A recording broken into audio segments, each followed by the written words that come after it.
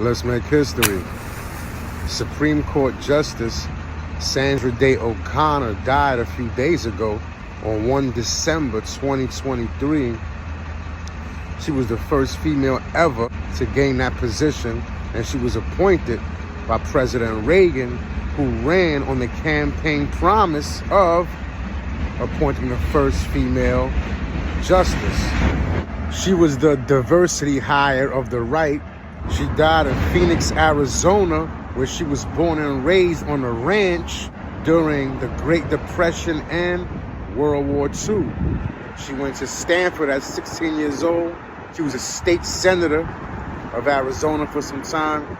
She has a reputation for having a knack for keeping her finger on the pulse of the nation and what's going on amongst the general public, and making her decisions based on that. She even got critiqued for that a lot, for not going more towards the rule of law as opposed to public consensus. She's also known for switching her stance on many hot button topics, even though it upset party members, she would still do it. So she was kind of like a quote unquote Mitt Romney in her day. She did this with gay rights.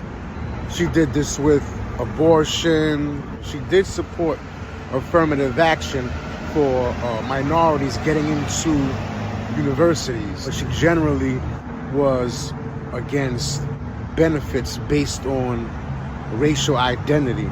Chief Justice during her tenure was Rehnquist, and they were actually lovers before Sandra met her husband.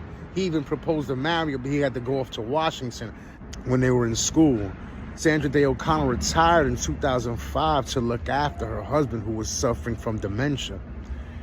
And the sad part is that once she retired, turns out she couldn't even take care of him and was forced to send him to a facility, which he was upset about. But then it turns out that he actually met someone and they fell in love, or he met a woman in the facility and they fell in love. Sandra was actually happy for him and used to go visit them and talk with them, spend time with them. And he died shortly after, unfortunately.